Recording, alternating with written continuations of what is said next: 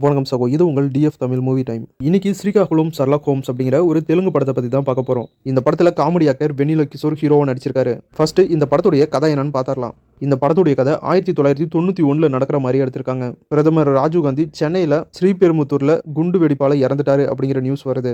அதே நாள்ல ஒரு கிராமத்தை கட்டுறாங்க. அந்த கிராமத்துல பீச் ஓரமா ஒரு பொண்ணோட டெட் பாடி ஒன்று கிடக்குது. இறந்து போன பொண்ணு பேரு மேரி. அந்த பொண்ணு யாரோ கொலை பண்ணி பீச் ஓரமா வீசியிருக்காங்க அப்படின்னு போலீஸ் கண்டுபிடிக்கிறாங்க. போலீஸ் மேரியை கொன்னது யாரு அப்படின்னு விசாரிக்க ஆரம்பிக்கிறாங்க. அந்த கேஸ்ல எந்த ஒரு தடயமும் கிடைக்கல. அதனால போலீஸ் ஒரு பிரைவேட் டிடெக்டிவ மேரியோட கொலைகேஸை விசாரிக்க சொல்லி ஏற்பாடு பண்றாரு. இப்படி ஒரு பிரைவேட் டிடெக்டிவா வரவர் தான் நம்ம ஹீரோ ஸ்ரீகாகுளம் ஷெர்லாக் ஹோம்ஸ். அதுக்கப்புறம் நம்ம ஹீரோ மேரியோட கொலைகேஸை கையில் எடுத்துக்கிட்டு அவரு வெறித்தனமான ஒரு இன்வெஸ்டிகேஷன்ல இறங்குறாரு. அந்த இன்வெஸ்டிகேஷன்ல மேரியை கொலை பண்ணவன மட்டும் இல்லாம அந்த ஊர்ல நடக்கிற மிகப்பெரிய கிரைமையும் ஹீரோ கண்டுபிடிக்கிறாரு. அது என்ன பெரிய கிரைம், மேரி அப்படிங்கிற அந்த பொண்ணு யார் கொலை பண்ணாங்க, ஹீரோ 7 நாள்ல இந்த கேஸை இன்வெஸ்டிகேஷன் பண்ணி உண்மையான குற்றவாளியை கண்டுபிடிச்சாரா அப்படிங்கறதெல்லாம் இந்த படத்தை பார்த்து நீங்க தெரிஞ்சுக்கங்க. சூப்பரான ஒரு இன்வெஸ்டிகேஷன் மூவி. படத்தில் வர இன்வெஸ்டிகேஷன் சீன்லாம் ரொம்ப சூப்பராக இருக்கு. கிளைமேக்ஸில் வர ட்விஸ்ட்டு, இன்டர்வலில் வர ட்விஸ்ட்டு, இவன் தான் வில்லனா அப்படிங்கிற மாதிரி வர ட்விஸ்ட்டு, அது எல்லாமே சூப்பராக ஒர்க் அவுட் ஆயிருக்கு.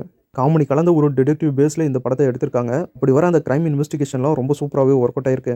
படத்துடைய பட்ஜெட் ரொம்பவே கம்மியாக இருக்கு. இன்னும் கொஞ்சம் பட்ஜெட் அதிகமாக போட்டு எடுத்துருந்தா நல்லா இருந்திருக்கும். காமெடி சீன் ஒரு சில இடங்களில் மட்டும் தான் ஒர்க் அவுட் ஆகுது. நிறைய இடங்களில் ஒர்க் அவுட்டே ஆகலை.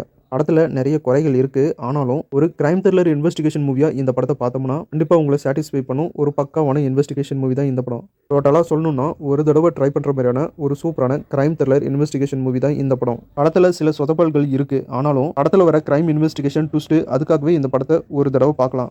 இந்த படம் இப்போ தமிழில் ரிலீஸ் பண்ணியிருக்காங்க. தமிழ் டப்பிங் நல்லா இருக்கு, செக் பண்ணி பாருங்க.